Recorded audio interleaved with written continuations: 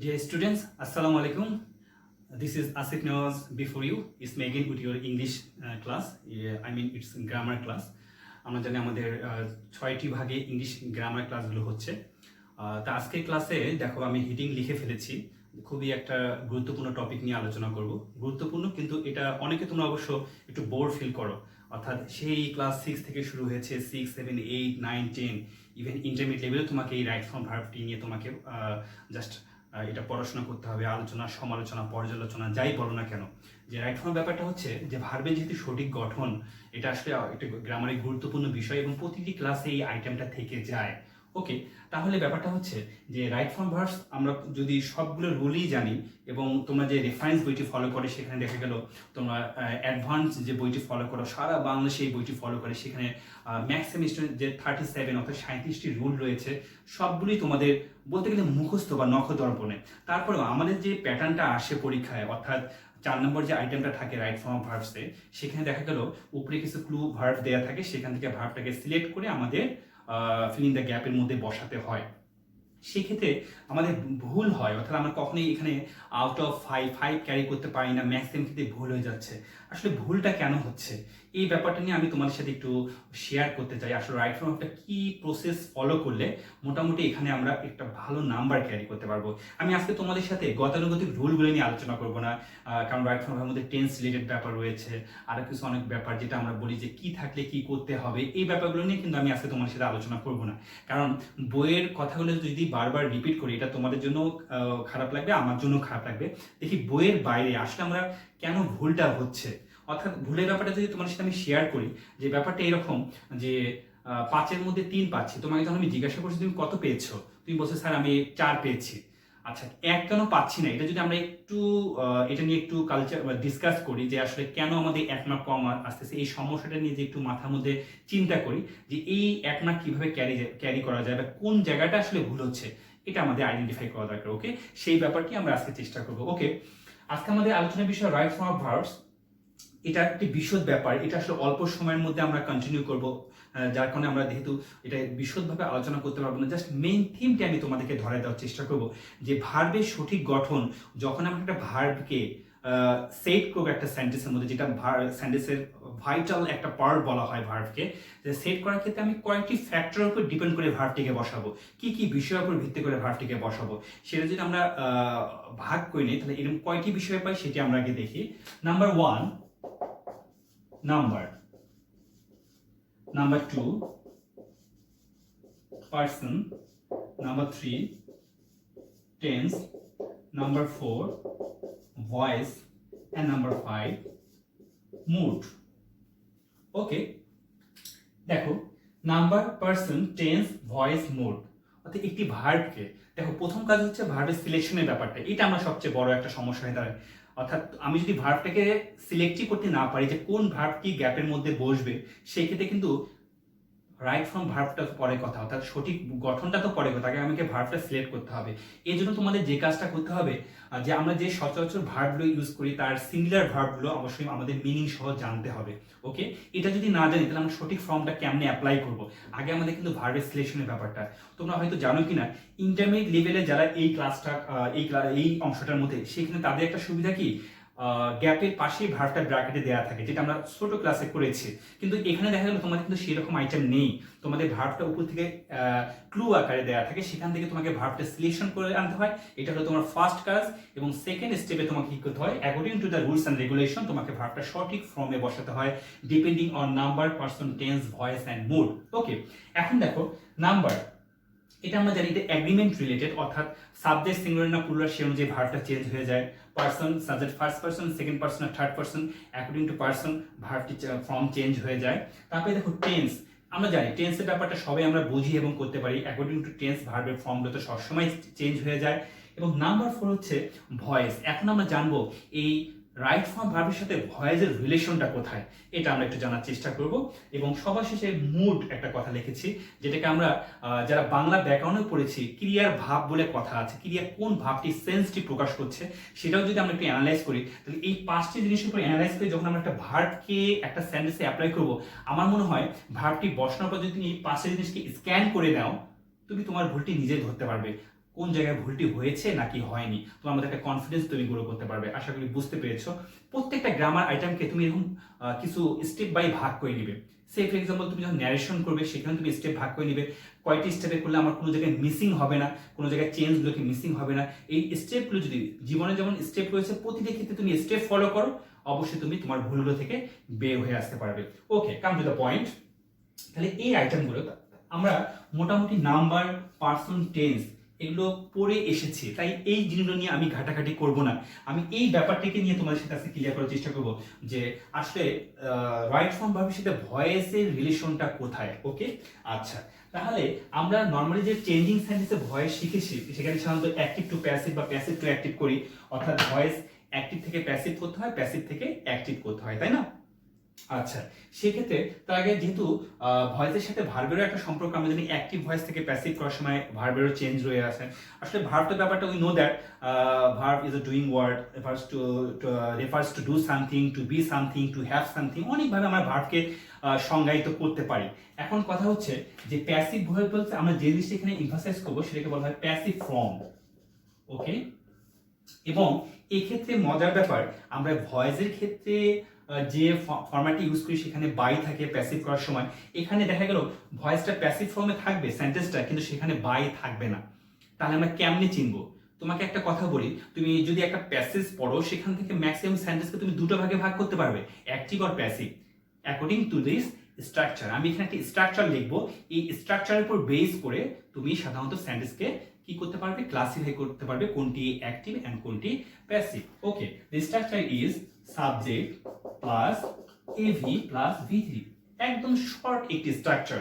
অর্থাৎ সাবজেক্ট, এরপরে auxiliary verb থাকলে আমরা ভার্বের পাস্ট পার্টিসিপল ফর্ম ইউজ করব। এখন কথা হচ্ছে কোন পজিশনে আমরা এই রুলটি অ্যাপ্লাই করব। ওকে, দেখো আমরা যদি বলি ওয়াটার ইজ, এখানে তোমার একটা গ্যাপের মধ্যে ভার্ব বসবে। ওকে, তুমি সিলেকশন ওয়ার্ডের মধ্যে তোমার থাকলো পলিউট। ওকে, এই পলিউট ওয়ার্ডটাকে তুমি এখানে সেট করবে। এখন দেখো যদি আমরা এই ফরম্যাটটা না জানি বা না ইউজ করে জাস্ট অ্যাকর্ডিং টু টেন্স, অর্থাৎ টেন্স অনুযায়ী করার চেষ্টা করি, সেই ক্ষেত্রে সাবজেক্ট অক্সিলারি ভার্ব, তাহলে আমরা এখানে ইউজ করতে পারি ওয়াটার ইজ পলিউটিং।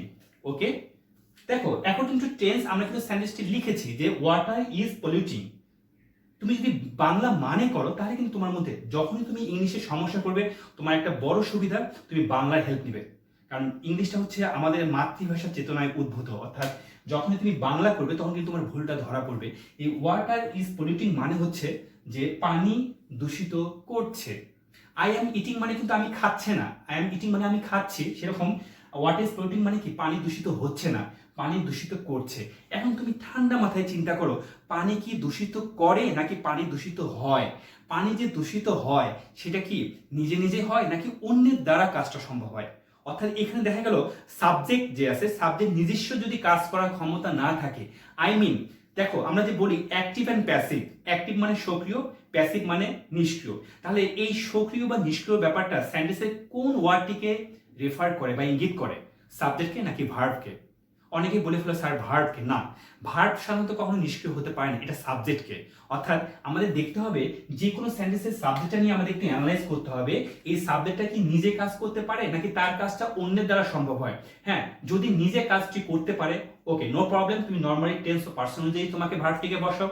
যখনই দেখবে সাবজেক্টটি নিজে কাজ করার ক্ষমতা নেই, তার কাজটা অন্যের দ্বারা সম্পাদন হয়, সেক্ষেত্রে অবশ্যই আমাকে এই প্যাসিভ ফর্মের স্ট্রাকচারের সেন্টেন্সটিকে সাজাতে হবে।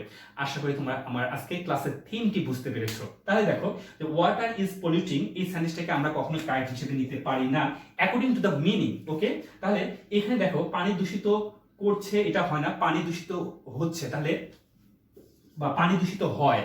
ওকে, আমরা যদি নরমালি ইউজ করি সিম্পল পানি দূষিত হয়, তাহলে ওয়াটার ইজ এখানে আমাদের পলিউটেড। অর্থাৎ দেখো সাবজেক্ট এভি অক্সিলারি ভার্ব ভি3 প্রিন্সিপাল ভার্ব, মিনিংটা দাঁড়ালো পানি দূষিত হয়, পানি দূষিত হয়। হ্যাঁ, পানি দূষিত হচ্ছে, ওয়াটার ইজ বিং পলিউটেড, অর্থাৎ কন্টিনিউয়াস ফর্মে আমরা লিখতে পারবো। তাহলে বুঝতে পেরেছো আমরা কোন ক্ষেত্রে এই প্যাসিভ ফর্মটা ইউজ করবো। জাস্ট আমাদেরকে স্ট্রাকচারটা ফলো করতে হবে এন্ড সাবজেক্ট নিয়ে অ্যানালাইজ করতে হবে। তার মানে তুমি যখনই রাইট ফর্ম ভার্ব করবা প্রত্যেকটা সেন্টেন্সের সাবজেক্টকে তোমাকে বুঝতে হবে এই সাবজেক্ট কি নিজে কাজ করে নাকি কাজটা অন্যের দ্বারা সম্পাদন হয়। এই ক্ষেত্রে তুমি প্যাসিভ ফর্মটা অ্যাপ্লাই করবে, খুবই গুরুত্বপূর্ণ। এবং দেখবে আমার যে 10টি গ্যাপ থাকে রাইট ফর্ম ভার্বে, 10টির মধ্যে তুমি 3 থেকে 4টি পাবে যেখানে তোমাকে এই প্যাসিভ ফর্মটা ইউজ করতে হবে। যেই জায়গায় আমরা বেশি ভুল করি, যখন তুমি পরীক্ষার খাতা দেখো, যখন তুমি জাস্ট সলভ থেকে তুমি দেখো, সেই ক্ষেত্রে দেখবে যে তুমি পপুলেটেড করেছো, তার সামনে হয়তো ইজ দাওনি, বা তুমি একটা প্রেজেন্ট পারফেক্টের প্যাসিভ করেছো কিন্তু তার সামনে অক্সিলারি ভার্ব দাওনি। অক্সিলারি ভার্বটা কেন আসবে এটা ডিপেন্ড করবে সেন্টেন্সে এই অ্যাক্টিভ প্যাসিভ ফর্মের উপর। আশা করি বুঝতে পেরেছো, বাকি তো টেন্স ও পার্সনের ব্যাপারটা থেকেই যায়। তাহলে আমি এই জিনিসটা তোমাদের এমফাসাইজ করার চেষ্টা করলাম, কখন আমরা এই প্যাসিভ ফর্মটা ইউজ করব সেটা এখন আমরা জানবো। ওকে, তাই দেখো এখানে যে কথাটা বললাম যে water is polluted, this is correct, not water is polluting according to meaning is not correct. Okay, দেখো আরেকটি sentence, rice at a cheap rate. Okay, আমরা ওয়ার্ডটা সিলেক্ট করে দেই সেল। এখন যদি আমি এখানে লিখি rice third person singular number হিসেবে ধরে আমরা sales at a cheap rate। এখন দেখো রাইস সেলস কথাটার মানে কি? রাইস সেলস মানে সেল মানে বিক্রি করা, রাইস সেলস মানে কি? চাল বিক্রি করে। চাল বিক্রি করে, চাল কাকে বিক্রি করবে? নাকি চালকে বিক্রি করা হয়? এখন চালকে যে বিক্রি করা হয়, চাল কি দোকানের মধ্যে একা একাই বিক্রি হয়ে যায়? তুমি যখন দোকানে গেলে চাল তোমাকে বলে নেন আমাকে নিয়ে যান, ব্যাপারটা সেরকম নয়। দোকানদার কিন্তু দ্বারা চালটা বিক্রি করা হয়। ওকে, তাহলে এখানে আমরা এই ফরম্যাটে ইউজ না করে আমরা ইউজ করব কি, রাইস ইজ সোল্ড, চাল বিক্রি করা হয় এট আ চিপ রেট, সস্তা দামে। তাহলে এই ক্ষেত্রে আমরা কিসের উপর ডিপেন্ড করলাম? দেখলাম এই চালটা। দিস ইজ সাবজেক্ট যদি প্যাসিভ হয় আমরা কেমন করে এটা অ্যাক্টিভ ফর্মে করবো? অবশ্যই আমাদেরকে এটাকে প্যাসিভ ফর্মেই সাজাতে হবে। আশা করি তোমরা খুব ভালোভাবে বুঝতে পেরেছো। এখন থেকে রাইট ফর্ম করার সময় এই থিমটা যদি দেখো, তোমরা যদি আগে 3 পেতে এখন 4 পাবে বা 5 পাবে, অর্থাৎ তোমার ফুল নাম্বার ক্যারি করার জন্য এই ব্যাপারটাকে অবশ্যই তোমার মাথায় রাখতে হবে। আশা করি তোমরা বুঝতে পেরেছো।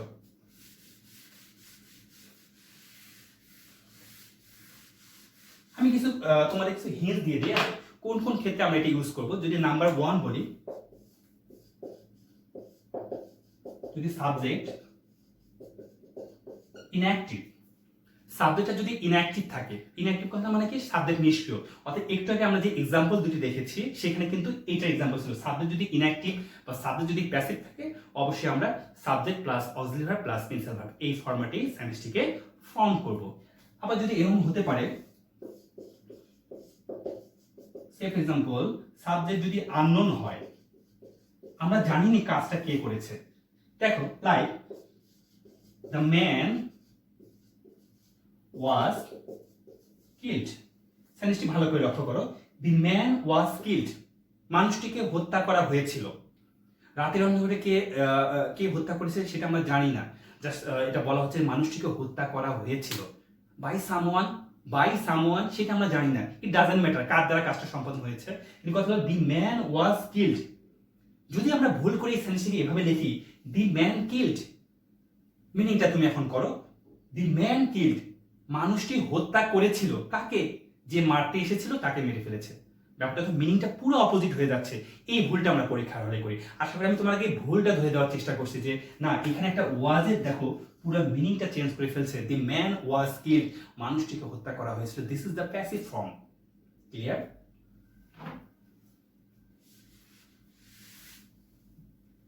এরকম হতে পারে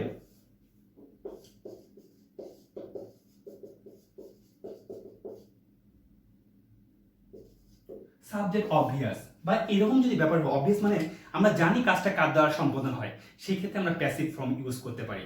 লাইক দ্য থিভস আর কট। লক্ষ্য করো, দ্য থিভস আর কট, চোরদের ধরা হয়। চোরদের কে ধরে? পুলিশ ধরে, এটা আমরা জানি। মানুষ ধরে কিন্তু তাদেরকে শেষ পর্যন্ত পুলিশের কাছে দিয়ে আসা হয়।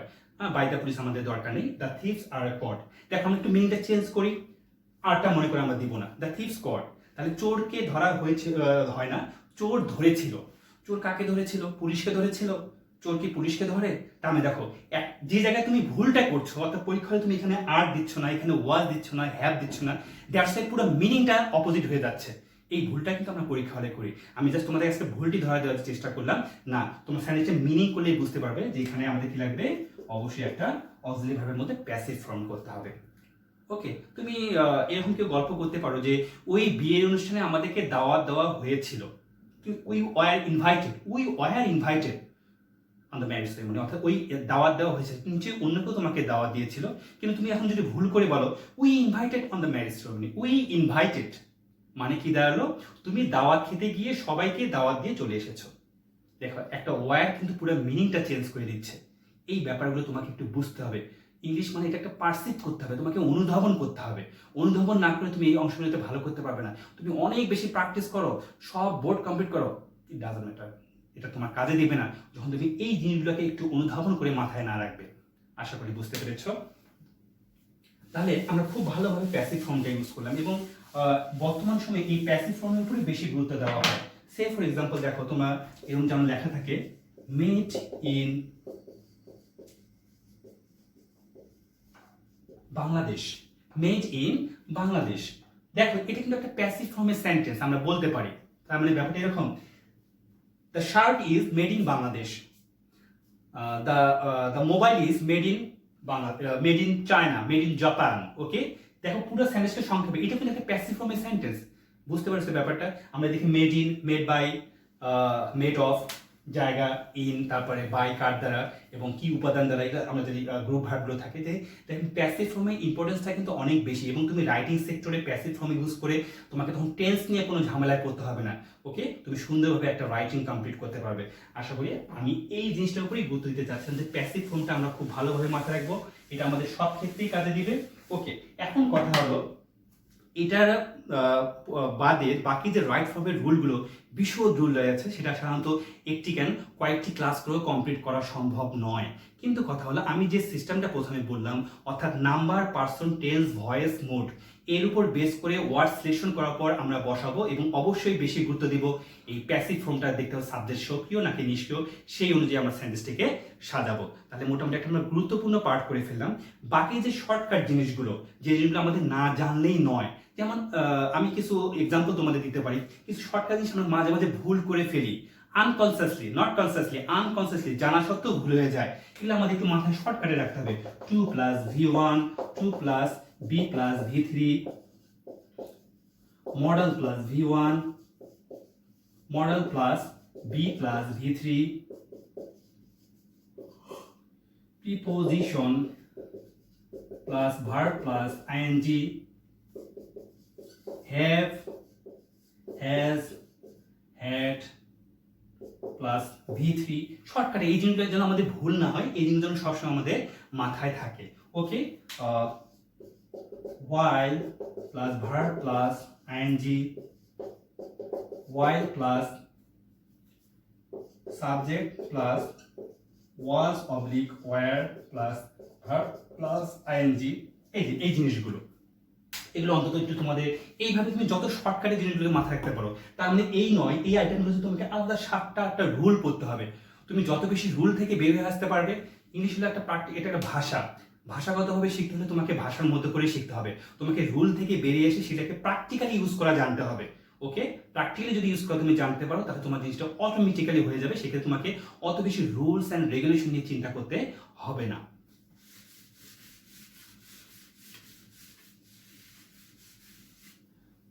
সাপোজ এটার সাথে আমাদের সাবজেক্ট ভার্ব এগ্রিমেন্টের একটা সম্পর্ক রয়েছে, সেটাও একটা বিশদ অংশ। সেটাও যদি আমি শর্টকাটে বলতে চাই যে সাবজেক্ট ভার্ব এগ্রিমেন্টের ব্যাপারটা, এগ্রিমেন্ট কথাটা মানে কি চুক্তি। চুক্তি মানে কার সাথে কার হয়, অর্থাৎ সাবজেক্টের সাথে ভার্বের। কে চুক্তি করে? ভার্ব সাবজেক্টের সাথে চুক্তি করে। তার মানে যেহেতু ভার্বকে আমরা বসাবো, সাবজেক্ট যেরকম ভার্বটাকে সেরকম হতে হয়। সে ফর এক্সাম্পল একজনের বাসা যদি দেখা গেল দক্ষিণাঞ্চলে বা নোয়াখালী হয়, সে আমাদের এই জোনে এসে বাস করা শুরু করলো, কিন্তু দেখা গেল সে আশেপাশের মানুষের সাথে মিশছে না, অর্থাৎ তার সাথে ম্যাচ করতেছে না, যেটাকে আমরা কপুইত বলা হয়। এটা না করার কারণে সে কিন্তু এই এলাকায় টিকতে পারবে না, তার সাথে রেশারেশি সৃষ্টি হয়ে যাবে, তাই না? আর সে যদি ব্যাপারটা এরকম করে, এখানে এসে এই মানুষগুলো কিভাবে চলে, তাদের এনভায়রনমেন্টটা কেমন, তার সাথে যদি ম্যাচ করে নিয়ে চলার চেষ্টা করে, অল্প দিনের মধ্যে ফ্রেন্ডশিপ হয়ে যাবে। ভার্বের ব্যাপারটা এরকম, আমরা যদি একটা ভার্বকে সেন্টেন্সে উড়ে এসে জুড়ে বসাই দেই, সাইডে বাই ডানে বাই একটু না তাকায়, তাহলে কিন্তু ব্যাপারটা কি হবে, অবশ্যই ভুল হওয়ার সম্ভাবনা বেশি। এই যে আমরা সাইডে বাই যে তাকাবো, অ্যাগ্রিমেন্টগুলো ঠিক করব, সেটাই কিন্তু আমি প্রথমে লিখে দিয়েছি number, person, tense, voice, mode. ওটার উপরে বেস করে কিন্তু আমাদের সমস্ত এগ্রিমেন্ট, সমস্ত জিনিসকে আমরা আয়ত্তে নিয়ে আসতে পারবো, আমাদের ভুলগুলোকে স্ক্যান করে বের করতে পারবো। আশা করি বুঝতে পেরেছো। তাহলে যে কথাটা বলছিলাম যে এগ্রিমেন্টের ব্যাপারটা, কিছু কিছু এক্সট্রা এগ্রিমেন্ট আমাদের পরীক্ষায় চলে আসে, যেটা শুধু রাইট ফর্ম ভাবনা, আমাদের ট্যাগ কোশ্চেনের কাজে লাগে। সে ফর এক্সাম্পল,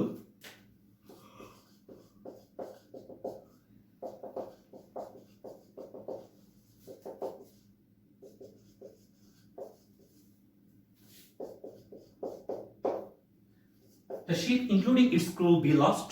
ওকে, এখানে আমরা বি ভার্বটাকে আমরা একটু রাইট করব। দ্যাটস ওয়াই এখানে দেখা গেল দ্য শিপ একটা সাবজেক্ট, এখানে ক্রু একটা subject, crew is plural and ship is singular. তাহলে কার উপর ডিপেন্ড করবে? শিপের উপর ডিপেন্ড করবে নাকি ক্রুর উপর ডিপেন্ড করবে নাকি দুটোর উপরই ডিপেন্ড করবে? এটা ডিপেন্ড করে, আমরা সবাই জানি রুলটা, আমি জাস্ট একটু এক্সপ্লেইন করে দিচ্ছি যে এই মাঝখানে যে কানেক্টরসটা যারা অ্যাড হয়েছে এই কানেক্টরসটার উপর। ওকে, তাহলে আমরা জানি এরকম রুলগুলো, with, along with, together with, accompanying, including, as well as, যখন দুটো সাবজেক্ট যুক্ত হয় প্রথম সাবজেক্ট অনুযায়ী ভার্বটি বসে। সে ফর এক্সাম্পল আবার এরকম আছে যে not only but also, either or, neither নর, যখন দুটো সাবজেক্ট যুক্ত হয় শেষের সাবজেক্ট বা দ্বিতীয় সাবজেক্ট অনুযায়ী ভার্বটি বসে। এতে ব্যাপারগুলোকে জাস্ট মাথায় একটু গেঁথে রাখা। যদি আমাদের যদি প্যাসেজ ওয়াইজ চলে আসে, প্যাসেজ ওয়াইজের মধ্যে সাধারণত এই রুলগুলো আমরা পাই না।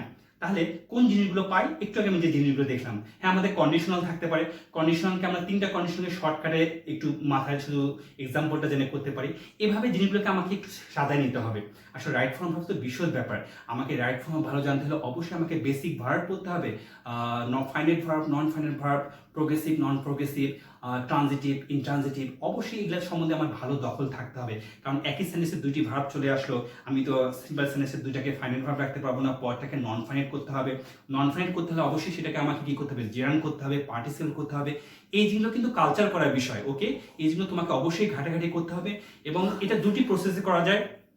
একবার তো তোমাকে ফান্ডামেন্টালি তোমাকে অ্যাপ্লাইড গ্রামারগুলো জানতে হবে, আর একটা হচ্ছে তুমি যখন করতে যাবে তোমার যে ভুলগুলো হবে সেই ভুলগুলো তোমাকে অ্যানালাইজ করতে হবে। ওই ভুলটা তোমাকে সলভ করার জন্য গ্রামারের কোন অংশটাকে তোমাকে হেল্প নিতে হবে সেটা ম্যাচ করে তখন তুমি ওইটা একটু অ্যানালাইজ করবে। সেই ভুলটা কিন্তু আর দ্বিতীয় দিন তোমার হবে না। এইভাবে আস্তে আস্তে ভুলগুলো তোমার কমে আসবে, সাধারণত ভুলগুলো বাড়বে না। আশা করি বুঝতে পেরেছো যে এই অংশটাকে আমরা কিভাবে ভালো করতে পারি। আমি একটা বিশদ অংশকে জাস্ট তোমাদের সাথে একটু শেয়ার করলাম যে তুমি কিভাবে, যেহেতু তোমার সবকিছু শেখা হয়ে গেছে, তাহলে এই লেভেলে এসে বাকিটুকু যেন ভুলটা না হয় সে প্রসেসটা, number, person, tense, voice, mode, এই পাঁচটি জিনিস তোমাকে খেয়াল রেখে এবং এই প্যাসিভ ফর্মটার উপর গুরুত্ব দিয়ে সঠিকভাবে তোমাকে ভার্বটিকে সিলেক্ট করে তুমি এখানে গ্যাপের মধ্যে বসাবে। আরেকটি কথা না বললেই নয়, তোমরা অনেক সময় প্যাসেজটি পড়ে প্রথম গ্যাপেই ভার্বটিকে বসানোর চেষ্টা করো, যখন তুমি 7 বা 8 নাম্বার গ্যাপটিতে যাচ্ছ মনে হচ্ছে না ওই ওয়ার্ডটা মনে এখানে বেশি সুইটেবল হয়। দ্যাটস ওয়াই অবশ্যই প্রথমে ওয়ার্ডগুলো একবার চেক করে নিয়ে পুরো প্যাসেজটা একবার গ্যাপ সহ রিডিং পড়ার পর তুমি একটু পেন্সিল দিয়ে তোমার কোশ্চেনের মধ্যে অ্যানালাইজ করতে পারো যে হ্যাঁ এখানে এ নাম্বার গ্যাপে এটা বসাবো। এটা বসানোর পর একটু এক দুবার রিডিং পড়ো, ওকে তুমি ফুলি স্যাটিসফাইড যে না মোটামুটি আমি কমপ্লিট করতে পেরেছি, যে এখানে ঠিক মতো ভার্বগুলো এখানে বলবে, তারপরে তুমি লেখো। কাটাকাটি না করাই বেটার, কারণ পরীক্ষা হলে কাটাকাটি করলে এটা জাস্ট ভালো লাগে, ভালো দেখায় না আর কি। এই জিনিসটা তোমাকে মাথায় রাখতে হবে। আশা করি বুঝতে পেরেছো যে কিভাবে আমরা রাইট ফর্ম ভার্ব থেকে প্রিপারেশন নেব এবং কিভাবে এটাকে আমাদের বাসায় কালচার করতে হবে। সেভাবে তোমরা বেশি বেশি কালচার করো, এবং যদি কোনো প্রবলেম হয় তোমরা অবশ্যই জানাবে যে এই সঙ্গতে আরও কোনো তোমাদের কোশ্চেন রয়েছে কিনা। যেহেতু আমরা শর্টকাটে জাস্ট প্রসেসটা শিখলাম, আমরা ইন্ডিভিজুয়ালি বা প্রত্যেকটা রুলকে জানা আসলে এই শর্ট সময়ের মধ্যে সম্ভব নয়। দ্যাটস আমরা এইভাবে একটু কন্টিনিউ করলাম। ওকে, আশা করি তোমরা ক্লাসটা করে কিছুটা হলেও উপকৃত হবে। তোমরা ভালো থাকো, নতুন কোনো ক্লাসে দেখা হবে। সে পর্যন্ত ভালো থাকো, সুস্থ থাকো। আসসালামু আলাইকুম।